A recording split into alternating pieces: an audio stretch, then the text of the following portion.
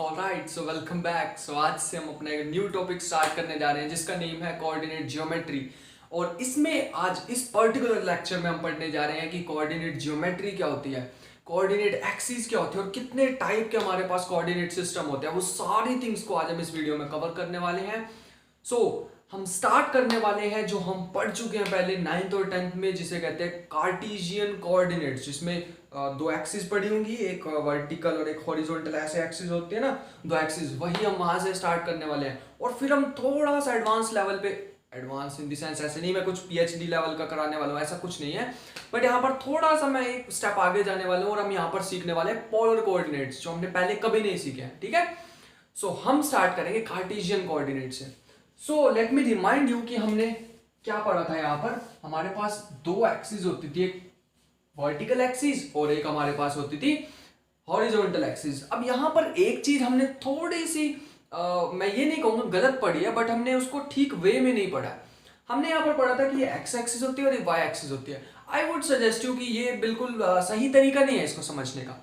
इसको बेस्ट तरीका क्या होगा, यहाँ पर अगर हम सोच ले कि इनपुट और यहां सोच ले हम आउटपुट, ऐसे ही तो होता था, है ना, कि हम क्या करते थे, अगर मेरे पास एक इक्वेशन थी y is equal to x plus one, तो हम क्या करते थे, हम x की वैल्यू खुद से पुट करते रहते थे और y की हमें मिलती रहती थी। अच्छा, तो कंप्यूटर में भी ऐसे ही होता है कि हम कुछ भी इनपुट देते हैं और वो कंप्यूटर हमें आउटपुट देता है। वैसे ही तो इसमें है इक्वेशन में कि हम x की वैल्यूज क्या करते रहेंगे, उसको देते रहेंगे और y की मुझे मिलती रहेगी।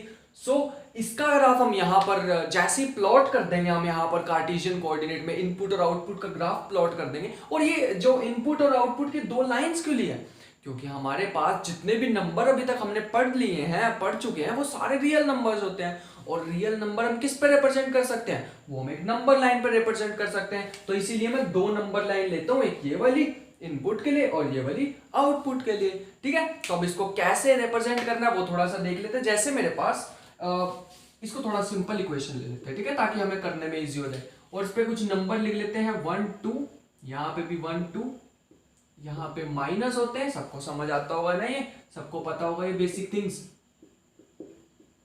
ओके, सो ये हमारे पास है।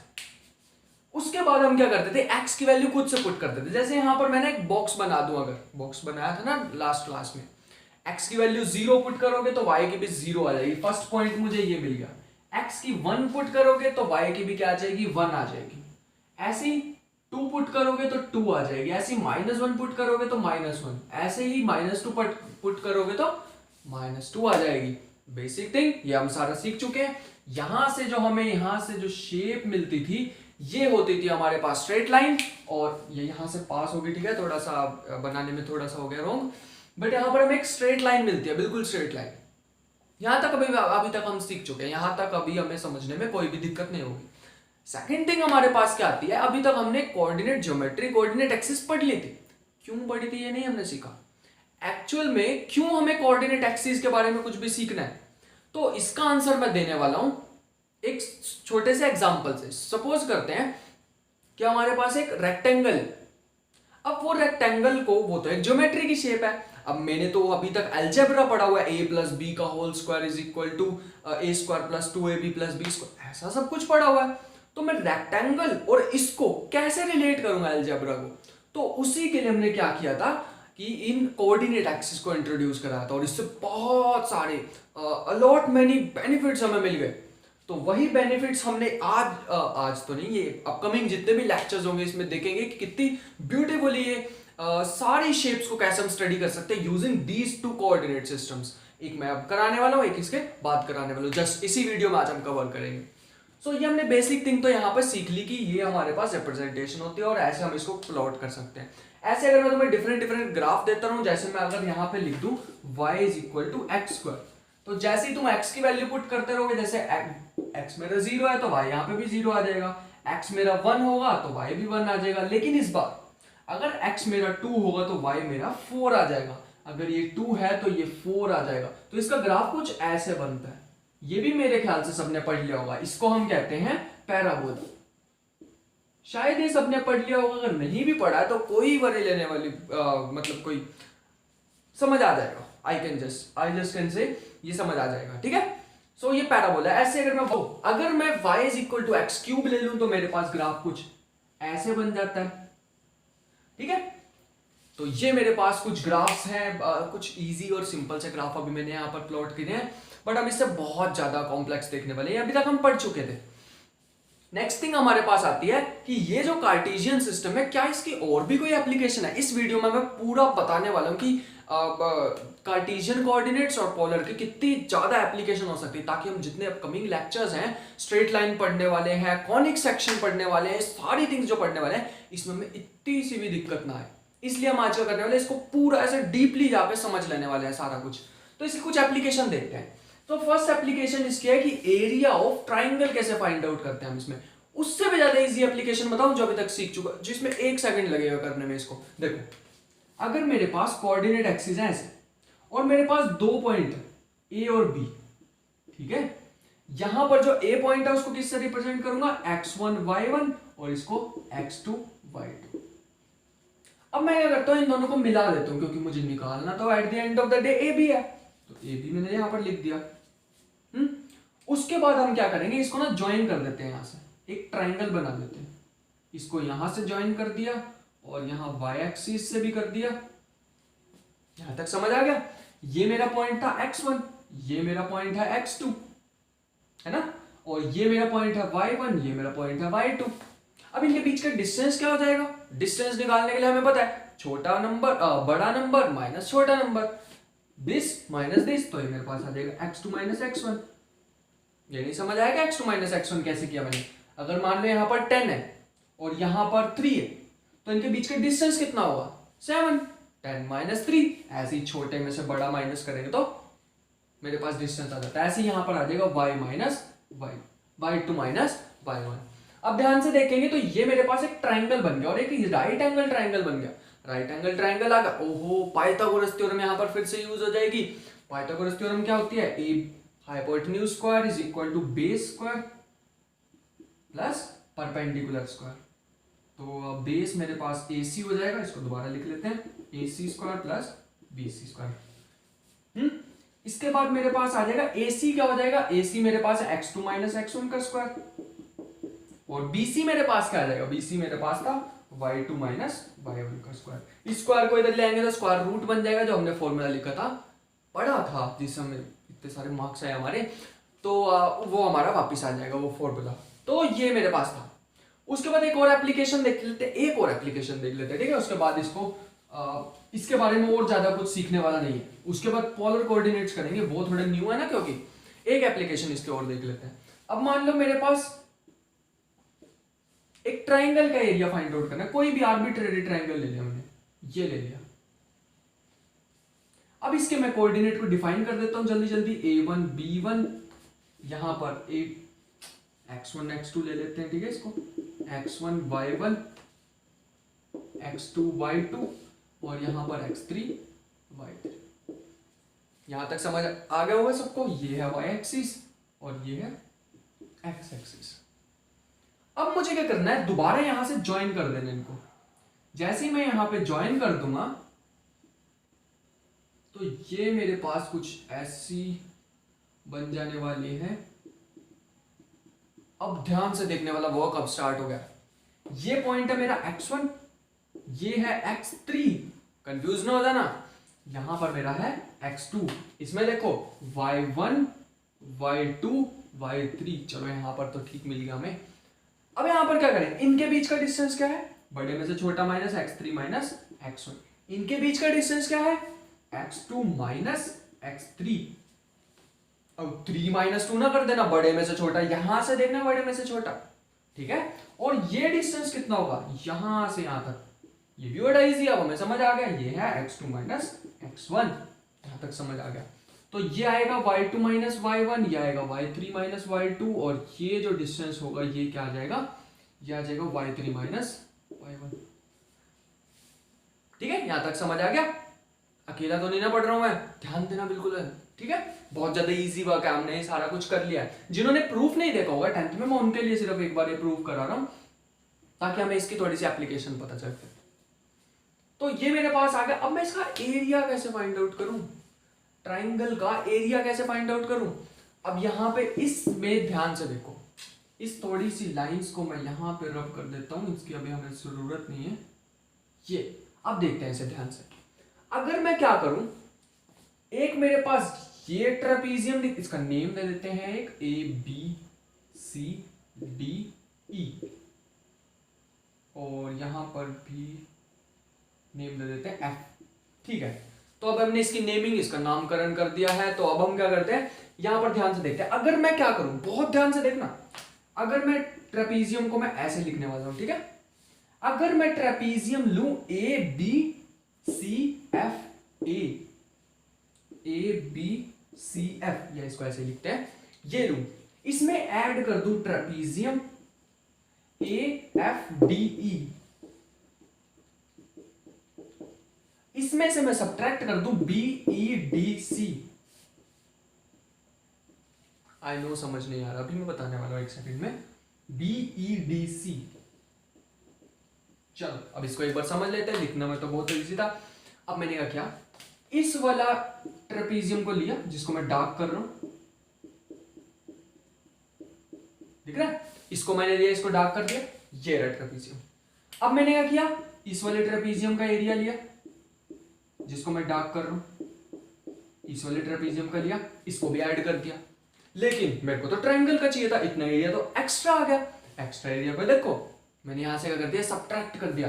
अब ये वाला एरिया अगर मैं सब्ट्रैक्ट कर दूंगा, ये जो दिख रहा है, जिसको मैंने रब कर, कौन सा रह जाएगा, ट्रायंगल का। यही तो मैं चाहिए था। और तुम्हें पता है ट्रेपीजियम का एरिया क्या होता है, हाफ इंटू हाइट। हाइट इसमें क्या हो जाएगी, अच्छा हाइट बाद में लिखते हैं, अभी मैं जनरल फॉर्मूला लिख देता हूं, हाइट, और फिर क्या होता है, sum of parallel sides. I think अगर मैं यहां पे भी छोड़ दूं क्वेश्चन को तो तुम कर सकते हो, बट एक बार कर लेते हैं, ठीक है, एक बार। और जो कर सकते हैं वो यहां पर वीडियो को पॉज करेंगे, थोड़ा सा स्किप करेंगे और खुद से करने की कोशिश करेंगे, ठीक है। वैसे सारे कर सकते हैं, मैं किसी को कम किसी को ज्यादा नहीं कर रहा हूं, सब कर लेंगे। सो यहां पर वापिस आते हैं, half into height into sum of parallel sides. तो यहां पर रब कर दिया मैंने, वापिस ले आते हैं इस एफ को। पहले इस वाले ट्रेपीजियम में देखते हैं, ABCF कहां गया, ABCF, इसका एरिया क्या होगा, यहां लिखते हैं, एरिया ऑफ ट्राइंगल, जो हम निकाल रहे हैं एक बार वो तो लिख ले। ट्रेपीजियम का एरिया ABCF, इसमें मेरे पास क्या होगी, हाइट क्या होगी, अगर हाइट देखे तो मेरे पास ये हाइट है। अब तुम कहोगे इसमें हाइट कैसे, अब इसको ना, ये ट्रेपीजियम को पकड़ो, सपोज कर लेना माइंड में, ठीक है, थोड़ा इमेजिनेशन पावर बढ़ाओ। इसको तुमने यहां से निकाल लिया और ऐसे रख दिया ट्रेपीजियम को, तो ये कुछ ऐसे नहीं बन जाएगा। लेट मी सी, ये आ जाएगा C, ये आ जाएगा F, ये आ जाएगा B, और ये आ जाएगा A। कुछ ऐसे नहीं बन जाएगा। और इसमें हाइट क्या है, वैसे तो हाइट ये होनी चाहिए, लेकिन पैरेलल तो इसके ये है, तो पैरेलल जो साइड्स होती हैं वो क्या होते हैं, उनकी हाइट क्या होती है, सेम, मतलब ये जो पैरेलल लेंथ है सेम होती है। तो ये मेरे पास क्या थी, CF क्या है, CF तो मैं निकाल चुका हूं, ये तो क्या है, x3 minus x1, half into x3 minus x1, ठीक है। उसके बाद क्या था मेरे पास, sum of parallel sides. Parallel side मेरे पास एक क्या है, एक मेरे पास पैरेलल साइड है BC मेरे पास ये है, और यहां से लेके यहां तक जो डिस्टेंस है उसको तो हम y1 कह रहे हैं। ये क्या है, यहां से यहां तक क्या है, ये तो y1 है। नहीं समझ आया, ये मान लो 0 है, y1 माइनस 0, बड़े में से छोटा माइनस, y1 माइनस 0 y1, तो यहां हमने लिख दिया y1 plus, sum of parallel side होता है इसलिए प्लस, प्लस को भी मैंने ऐसे ही लिख दिया, ये लो। उसके बाद क्या आएगा, ये वाली हाइट AF मेरे पास क्या हो जाएगी, AF यहां से यहां तक क्या है, y3, तो ये आ जाएगा y3। ऐसे ही जब मैं बाकी भी कंप्यूट कर लूंगा तो मेरे पास वही फॉर्मूला मिल जाएगा जो हमने 10th में किया था। सो ध्यान रखेंगे, काफी इंपॉर्टेंट थिंग है। अब बाकी के तो तुम कंप्यूट कर ही सकते हो, इंटेलिजेंट हो ना सारे के सारे, तो इसे बाकी को कंप्यूट कर लेना। इसका भी ट्रेपीजियम का एरिया, इस वाले को खुद निकालना, और इस वाले का भी निकालना। इसका कैसे निकलेगा, इसका मैं निकाल के दिखा देता हूं। क्या आएगा, हाफ, फिर क्या आएगा मेरे पास, यही तो है मेरे पास हाइट, मेरे पास यही तो होगी। देखो इस वाले ट्रेपीजियम को अगर हम देखेंगे तो इसमें हाइट ये होगी, ठीक है, x2 माइनस x1, तो हाफ मैंने यहां लिखा x2 माइनस x1, उसके बाद सम ऑफ पैरेलल साइड, एक मेरे पास साइड ये है, एक मेरे पास साइड ये है y1, ये है y2, तो y1 प्लस y2। तीसरे का ही तो निकालना रह गया, वो तो खुद कर सकते हो, उसे करना 1/2 कॉमन आ जाएगा सब में से और हमारे पास फॉर्मूला बन जाएगा। सो ये एप्लीकेशन थी मेरे पास कार्टेशियन कोऑर्डिनेट की, पहले सीख चुके हैं, कुछ ऐसे न्यू नहीं कराया मैंने, एकदम ऐसे कॉम्प्लेक्स थिंग तुम्हें निकाल के ऐसे दिखा दी, कुछ भी नहीं किया मैंने बस यहाँ पर वही किया जो हम अभी तक 10th और 9th और 10th में जो अभी तक हम कर चुके हैं, वही सारा भी हमने रिपीट किया है। जो न्यू थिंग है वो अब हम करने वाले हैं। सो इसे बहुत ध्यान से सीखना। इसका नेम है पोलर कोऑर्डिनेट्स। Polar coordinates. वैसे स्टार्टिंग में ज्यादातर नहीं कराया जाता है पोलर कोऑर्डिनेट, बट क्योंकि मैं जनरल कोऑर्डिनेट सिस्टम पे बात करने वाला हूं, इसलिए मैंने इसको यहां पर कवर करने की कोशिश किया and I will try my best कि मैं यहां पर समझा सकूं। स्टार्टिंग में समझाना थोड़ा डिफिकल्ट है, इम्पॉसिबल थोड़ी है, let's make impossible possible. So polar coordinate मेरे पास क्या होते हैं, इसके लिए ना मैं सपोज करना होगा, बहुत अच्छी इमेजिनेशन चाहिए। मान लो यहां पर एक कोई भी प्लेनेट है, प्लेनेट नहीं, मान लो ये स्टार, वो है सन, ठीक है, और यहां पर मेरे पास है अर्थ, ये छोटी सी बिल्कुल, ठीक है। इसके बीच का जो डिस्टेंस है वो मैंने कर दिया फिक्स। मान लो मैंने ना एक रोड ली, रोड इतनी बड़ी बन जाएगी, एक रोप ली मैंने, यहां पे सन पे बांध दी और अपने अर्थ पे बांध दी ऐसे, और इसको मैंने फिक्स कर दिया। अब इस डिस्टेंस को हमेशा फिक्स रहना होगा, हमेशा हमेशा हमेशा हमेशा फिक्स। जैसे ही सन के अराउंड मान लेते हैं कि ये जो है बिल्कुल ऐसे सर्कुलर पाथ ट्रेवल करता है, मान लेते हैं कि ये सर्कुलर पाथ ट्रेवल करता है इसके अराउंड, ठीक है। जैसे ही एक रिवॉल्यूशन कंप्लीट हो गई, डिस्टेंस नहीं चेंज होने वाला इसका, क्योंकि सर्कल में रेडियस कहां चेंज होती है, अगर ये जो अर्थ है ऐसे मूव करने लग जाए तो ये डिस्टेंस नहीं चेंज होने वाली है। इसको ही हम एनालॉजी बना के यहां पर यूज करने वाले हैं। देखो कैसे, अगर मैं यहां पर एक कोई भी डिस्टेंस को फिक्स कर दूं पूरे स्पेस में, अब मैंने दो एक्सिस को रिड्यूस करके यहां पर एक बनाना है। आई नो बहुत सारी मैंने टर्म्स एक साथ कलेक्ट कर दी हैं, सो इसको एक एक करके ब्रेक ब्रेक करके पढ़ते हैं। लेट मी बस अब सीखते हैं इसे थोड़ी देर आराम से। सो अब हम क्या करने वाले हैं, हमने अभी तक क्या करा था कार्टेशियन कोऑर्डिनेट में, हमारे पास दो एक्सिस होती थी, लेकिन कई जो मैथमेटिशियन थे पुराने टाइम में, एंशिएंट टाइम में, जो भी न्यूटन के टाइम में, उससे भी बाद, उन्होंने क्या सोचा कि क्यों ना हम क्या करें, जो दो हमारे पास एक्सिस हैं, हमारे पास एक वाई एक्सिस है, एक एक्स एक्सिस है, हमारे पास एक इनपुट है, एक आउटपुट है, उसे क्यों ना रिड्यूस करके एक ही एक्सिस बना दी जाए। क्या हम एक ही एक्सिस के साथ वर्क कर सकते हैं? अगर मेरे पास एक ही एक्सिस हो तो फिर मेरे कोऑर्डिनेट कैसे बन जाएंगे? ऐसे बहुत सारे मेरे पास क्वेश्चंस माइंड में आने लगे। कुछ ऐसी सिचुएशन होती है, जैसे सबने क्या फिजिक्स पढ़ी है, बहुत सारे स्टूडेंट होंगे यहाँ पर फिजिक्स के, फिजिक्स में सबने पढ़ा होगा कि सर्कुलर मोशन क्या होता है। सर्कुलर मोशन में हम क्या करते हैं, ऐसे अराउंड एक कोई भी ऑब्जेक्ट कैसे अराउंड मूव करते हैं सर्कुलर मोशन में। वही एनालॉजी लेके हम यहाँ पर इसको सीखने वाले हैं। अगर मैं क्या करूं, एक पॉइंट को फिक्स कर दूं, ठीक है, यहां पर उसे मान लिया मैंने ओ पॉइंट, और एक एक्सिस ले ली, एक एक्सिस, पहले मेरे पास दो हुआ करती थी, तो अब मान लो मेरे पास एक एक्सिस है और मैं पूरे स्पेस में, मान लो ये जो मेरा बोर्ड है ना, ये पूरा स्पेस है, जितना भी स्पेस पॉसिबल, इसमें मैं कहीं पे भी एक ऐसे पॉइंट लगा दूं, इस पॉइंट को कैसे डिस्क्राइब करूंगा, मुझे कैसे पता लगेगा कि ओरिजिन से या इस एक्सिस से कितनी दूर है। अब तुम कहोगे चलो ठीक है, मान लेते हैं कि ये 5 सेंटीमीटर दूर है, ये 5 सेंटीमीटर दूर है, अभी लाइन नहीं लगाते, हमें ये पता चल गया, किसी तरह से हमें क्या पता चल गया कि ये 5 सेंटीमीटर दूर है, ठीक है। तुमने कहा है 5 सेंटीमीटर, ये लो, ये भी 5 सेंटीमीटर है, ये लो, ये भी 5 सेंटीमीटर है, ये भी, ये भी, ये भी, ये भी थोड़ा बड़ा हो गया, ये सारे क्या है 5 सेंटीमीटर है।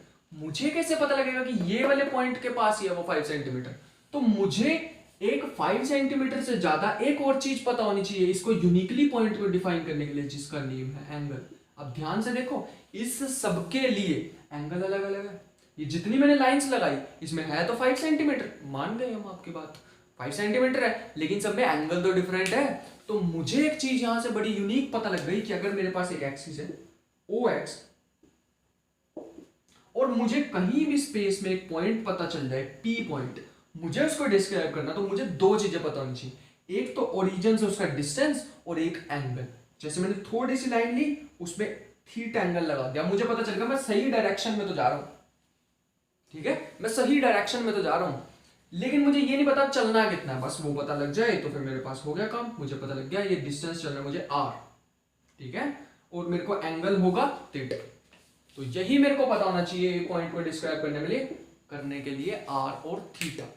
तो यहां पर थोड़ा सा डिफरेंट नहीं हो गया वर्क। पहले मुझे क्या पता होना चाहिए था, मेरे पास दो एक्सिस होया करती थी, यहां पर बनाते हैं, दो एक्सिस होया करती थी, मुझे यहां पर किसी पॉइंट के पास जाना है, ओरिजिन पे खड़ा हूं, पहले हॉरिजॉन्टल डिस्टेंस चला, फिर मैं वर्टिकल डिस्टेंस चला, पहुंच गया उस पॉइंट के पास, कहीं भी हो वो पॉइंट, पहले हॉरिजॉन्टल डिस्टेंस फिर वर्टिकल। यहां ऐसा नहीं है, यहां मुझे पहले देखना होगा मुझे कितने एंगल पे जाना है और कितना डिस्टेंस ट्रैवल करना है, यहां पर वर्क चेंज होगा हमारा। सो इन्हें ही कहते हैं हम पोलर डिस्टेंस। और ये जो होता है ना आर, इसका भी एक नेम होता है, इसको कहते हैं रेडियल डिस्टेंस। बस नेम है, याद रखना, और कुछ नहीं इसके बारे में जानने की जरूरत है। और ये थीटा तो सिंपल एंगल ही होता है हमारे पास। यहां पर मैंने अल्फा लिख दिया था, अल्फा भी यूज कर सकते हैं और थीटा भी यूज कर सकते हैं। सो ये मेरे पास कुछ है टर्म सीखने वाले हमारे पास, ठीक है। आई नो कि ये समझने में थोड़ा सा डिफिकल्ट है, इसीलिए मैंने कहा था ना लेट्स मेक इम्पॉसिबल पॉसिबल। सो इसको समझने के लिए क्या करें, एप्लीकेशन सीख लेते हैं इसकी, ठीक है। एक मेरे पास मान लो, सपोज करते हैं कि मेरे पास ना एक ट्राइंगल, कोई भी रैंडम ट्राइंगल ले लिया, इसका मुझे एरिया फाइंड आउट करना है। हमने बहुत सारे मेथड सीख लिए हैं पहले, ठीक है, लास्ट जो मैंने सीरीज कराई थी ट्रिग्नोमेट्री की, उसमें हमने सीख लिया कि एरिया कैसे फाइंड आउट करते हैं। एक और बार कर लेते हैं ट्राई। मैं यहाँ क्या करता हूँ, एक परपेंडिकुलर ड्रॉप कर देता हूँ यहाँ से, इस एंगल को मान लेते हैं एंगल सी, और ये मेरे पास अब मुझको इसका ट्राइंगल का एरिया फाइंड आउट करना है, ठीक है, बहुत इजी होता है। इसको मान लो डी, एरिया ऑफ ट्राइंगल का फॉर्मूला मुझे तो एक आता है, मुझे ज्यादा याद नहीं है, मुझे एक आता है half into base into height, बस मुझे तो एक ही टीचर ने बताया था, मुझे तो वही याद है। अब यहां पर बेस क्या है, बेस तो बीसी है, और हाइट क्या है, हाइट मेरे पास क्या है, ये हाइट है एडी, लेकिन एडी तो मैंने खुद से ड्रॉ की, ये दी थोड़ी हुई थी, जो एडी है हमें थोड़ी पता था ये क्या है, तो इसको निकालना हमें एडी को। एक चीज मैंने वहां पर और बताई थी कि ये जो ए है, इसके सामने वाली जो साइड होती है स्मॉल ए होती है। जिसने ट्रिग्नोमेट्री की सीरीज नहीं देखी है तो कोई बात नहीं, मैं तो यहाँ पर इंडिपेंडेंट वीडियो बनाने वाला हूँ। हर कोई जो ए कैपिटल ए है उसके सामने वाली साइड को हम कहते हैं स्मॉल ए, कैपिटल बी वाली के सामने वाली को कहते हैं स्मॉल बी, इसके सामने वाली को कहते हैं स्मॉल्स। यहां तक समझ आता है। उसके बाद यहां पे क्या हो जाएगा, हाफ ऑफ बीसी क्या है, ए स्मॉल ए। अब एडी निकालना रह गया, किसी तरह हमें एडी पता लग जाए तो हमारा तो वर्क हो गया। एडी निकालने के लिए हम क्या करेंगे, इस वाले ट्राइंगल का यूज कर लेते हैं, इसका भी यूज कर सकते हैं, हम इसका यूज कर लेते हैं। ट्रिग्नोमेट्री 10th में करके आए हैं, यहां से अगर हमें इस ट्राइंगल से एडी निकालना है तो मैं कैसे निकालूंगा, क्या मुझे साइन थीटा यूज कर लेना चाहिए, तो कर लेते हैं, साइन थीटा यूज कर लेते हैं। यहां पर आ जाएगा साइन सी, इस एंगल को यूज कर रहा हूं तो क्या होता है, परपेंडिकुलर अपॉन हाइपोटेन्यूज, परपेंडिकुलर है एडी अपॉन हाइपोटेन्यूज है मेरे पास बी, तो एडी ही हमें चाहिए था, वो आ गया बी साइन सी, यहां आ जाएगा B sine C. Area of triangle क्या आ गया, half into A into B into sine C. अब बड़े हो गए ना, 10 तक तो हमने पढ़ा था half into base into height, थोड़े बड़े हो गए हैं तो फॉर्मूला भी बड़ा हो गया, यहां पर ट्रिग्नोमेट्री इन्वॉल्व होगी हमारे पास, इसे ध्यान रखेंगे, ठीक है। सो इसको अब मैं जब इसके थ्रू समझना चाहूं तो कैसे समझ सकता हूं, वो हमें देखना बस। जिस टाइम हमें वो पता लग गया हमारा वर्क हो गया। अब देखो इसकी एप्लीकेशन जैसे ही हम देख लेंगे ना हमें समझ आ जाएगा। अब मैं पोलर कोऑर्डिनेट सिखाता हूं कि तुम्हें कैसे उसको टैगल करना है और कैसे उससे डील करना है। देखो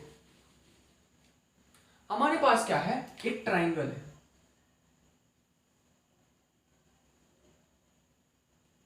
इसको कह देते, इसके कोऑर्डिनेट बाद में लिखेंगे क्योंकि अभी नहीं पता हमें कौन से कोऑर्डिनेट सिस्टम हम यूज कर रहे हैं।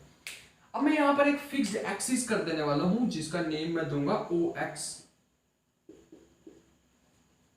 ये वाले पॉइंट को अगर मैं यहां से ज्वाइन कर दूं, ठीक है, इसका मैंने एंगल बोल दिया θ1 और ये डिस्टेंस को बोल दिया r1, तो ये पॉइंट क्या हो गया r1, θ1। थोड़ा सा हार्ड वर्क है समझने के लिए, लेकिन समझ में आना चाहिए। ऐसे ही इसको नेम ले देते हैं a। इसको अगर मैं यहां से ज्वाइन करूं तो लेट मी सी कैसे ज्वाइन कर सकते हैं हम इसे। ठीक है, हो गया। इसको बोल देते हैं r2 और इस एंगल को बोल देते हैं θ2। इसको बोल देते हैं b और ये हो जाएगा r2 θ2। जैसे उसमें नहीं होता था कि मेरे पास अगर कोऑर्डिनेट एक्सिस है, इस पॉइंट को निकालना है तो मेरे पास यहाँ पे x1 y1 हो जाता था, फिर इस पॉइंट को x2 y2 बोल देते थे। x2 y2 और x1 y1 की जगह बस यहाँ पे r और थीटा ही तो आ गया, और तो कुछ भी चेंज नहीं हुआ। थर्ड पॉइंट को भी जल्दी जल्दी यहां पर कर लेते हैं। यह आ जाएगा r3 θ3, इसको c पॉइंट दे देते हैं और ये मेरे पास आ जाएगा θ3। यहां तक तो इजी वर्क है। अब मुझे क्या करना है, इस पॉइंट को o बोलते हैं, ठीक है, सबके नेम मुझे पता लग गए। अब मुझे इस ट्राइंगल का एरिया फाइंड आउट करना है in terms of r and θ। मुझे पता क्या है, r1 r2 r3, θ1 θ2 θ3। मुझे इस ट्राइंगल का एरिया निकालना है किसी तरह। क्या करें, सोचते हैं। जैसे उसमें किया था वैसे ही करें कि वो ट्रेपीजियम में डिवाइड कर दिया, वैसे वैसे करके कुछ करें, देख लेते हैं, क्या पता हो ही जाए। एक काम करते हैं, मैं क्या करता हूं, ए बी ओ दिख नहीं रहा होगा लेकिन ये ट्राइंगल है, देखो ध्यान से, ये ए बी ओ जो है ना, ये बिल्कुल पतला सा ट्राइंगल है लेकिन ट्राइंगल है। Area of A B O निकाल लेते हैं, क्या पता कोई फायदा हो जाए। ए बी ओ का एरिया कैसे निकाल लेंगे, हमें तो पता ही नहीं, कोई राइट एंगल ट्राइंगल थोड़ी जो इसमें लगा देंगे half into base into height. So area निकालना बहुत ज्यादा इजी है। कैसे निकालेंगे, इसको लिखेंगे हाफ, इसमें दो साइड कौन सी हैं, देखो एक है मेरे पास ए ओ और दूसरी है मेरे पास ओ बी। ट्राइंगल दिख नहीं रहा होगा, मैं एक बार ट्राइंगल बना देता हूं अलग से, ए बी ओ मैंने थोड़ा बड़ा करके बना दिया इसको जूम करके। ये मेरे पास थी r1, ये मेरे पास है r2। ये एंगल क्या है, वैसे एंगल तो निकाल ले नहीं, क्योंकि मुझे पता, अगर मुझे ये दो साइड पता हो ना, बीच वाला एंगल पता होना चाहिए। याद है मैंने अभी अभी तुम्हें एक क्वेश्चन कराया था, एक अभी फॉर्मूला कराया था, उसमें क्या था, ये a था, ये b था और ये एंगल c था। तो हमारे पास फॉर्मूला का बनता था half into A B into sine C, ये दो साइड और बीच वाला एंगल। ऐसे ये दो साइड बीच वाला एंगल तो पता ही नहीं, अभी निकाल लेते हैं, तो कोई वर्क थोड़ी है। इसके बीच वाला एंगल देखना, देखो जहां जहां मैं डार्क करता जा रहा हूं ना, इसके बीच वाला एंगल देखो ध्यान से। ये मेरे पास है ऊपर वाली लाइन जो है, ये मेरे पास बनेगी θ1, देखो यहां से, ये मेरे पास है θ1, और जो बड़े वाली उससे ऊपर वाली लाइन है, देखो यहां से, ऐसे है ना। यहां से मैं समझाने की कोशिश करता हूं। पहले वाली जो मेरे पास लाइन है जो b को जा रही है वो है θ2, और जो ऊपर वाली लाइन है मेरे पास वो है θ1। तो ये डिफरेंस क्या आ जाएगा, बड़ा माइनस छोटा, तो बड़ा माइनस छोटा का हो जाएगा θ1 माइनस θ2। मेरे पास मिल गया एरिया। साइन अप यह आ जाएगा half into r1 r2 sign θ1 minus θ2। ऐसे हम क्या करेंगे, इस ट्राइंगल का निकाल लेंगे BCO। अब एरिया ऑफ ट्राइंगल BCO निकाल लिया तो वो क्या आ जाएगा, half into r2 r3 sign, अब क्या आएगा एंगल, इसमें से इसको माइनस करना, θ2 माइनस θ3, खुद से करके देखना है। लेकिन मेरे पास ये वाला एरिया आ गया, ये पूरा एरिया आ गया, चाहिए कौन सा था, मुझे तो ये एरिया चाहिए। इसमें से ये वाला माइनस कर देते हैं, ACO, ये माइनस करना होगा हमें, तो area of triangle ACO minus करना है। ACO क्या आ जाएगा, ACO आ जाएगा ACO में AO तो मेरे पास आ जाएगा R1, यह आ जाएगा मेरे पास R3, तो half into R1 R3, angle कितना आ जाएगा, साइन, ये मेरे पास आ जाएगा बड़े वाला θ1, सबसे छोटे वाला θ3, θ1 माइनस θ3। एरिया कैसे निकालने, area of triangle, area of ABC कैसे निकालने, इन दोनों को प्लस कर दो, ये वाले पूरे ट्राइंगल को प्लस कर दो, और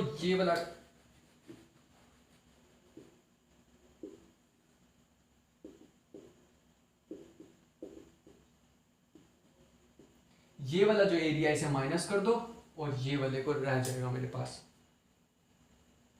तो ये वाले एरिया को माइनस कर दो और ये एरिया मेरे पास रह जाएगा जो मुझे निकालना है। तो क्या आ जाएगा, half into r1 r2 sine theta 1 minus theta 2 plus half into r2 r3 sine theta 2 minus theta 3 minus half r1 r3 sine theta 1 minus theta 3।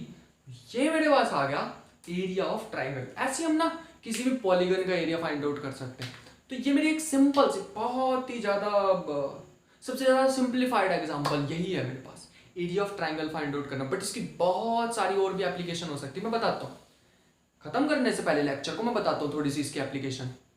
Physics में पढ़ोगे तुम, वहां पर पढ़ोगे कि सर्कुलर मोशन क्या होता है। अगर एक मेरे पास सेंटर पॉइंट है, उसके अराउंड कोई चीज मूव कर रही है, वहां पे पोलर कोऑर्डिनेट्स यूज होंगे। तो मुझे कैसे पता लगेगा कि कहां पे कार्टेशियन यूज करूं, कहां पे पोलर यूज करूं। देखो यहां पर क्योंकि एंगल आ गया, क्योंकि जब भी थिंग्स रोटेट करती हैं, जब भी सर्कुलर मोशन टाइप चीज आ जाती है, जब भी ऐसे सर्कल इन्वॉल्व हो जाते हैं ना, तो best one two choose is polar coordinate. अगर मेरे पास सिंपल कोई भी सिचुएशन है, अगर ट्रांसलेशन मोशन है, जैसे पढ़ा होगा ना काइनेमेटिक्स में पढ़ा होगा कि इक्वेशंस ऑफ मोशन जब मेरी होती है, तब मैं एक्स और वाई एक्सिस ही तो यूज करता हूँ, ठीक है। तो वहां पे कार्टेशियन कोऑर्डिनेट यूज कर लो। ऐसी बहुत सारी एप्लीकेशन है। जैसे मैं कोनिक सेक्शन कराने वाला हूँ, जब हम पढ़ेंगे पैराबोला के बारे में, एलिप्स के बारे में, हाइपरबोला के बारे में, सर्कल के बारे में, तो वहां पर मैं तुम्हें बताने वाला हूँ कि कैसे दोनों ही सिस्टम से हम कैसे एडवांटेज ले सकते हैं, अलग अलग एडवांटेज हमें मिलने वाले हैं। सो उसके लिए अपकमिंग सीरीज, अपकमिंग जो वीडियोस हैं उनका वेट करना होगा। मैं धीरे धीरे करके सीखेंगे, एक ही वीडियो में हम सारा नहीं सीख सकते। तो इसको अच्छी तरह प्रैक्टिस करें, एक और बार खुद से करके देखें, ठीक है। सो पढ़ाई करते रहें। Also you can ask questions in comment section below. So till then keep learning, be curious, ask questions as much as you can. So see you in the next video.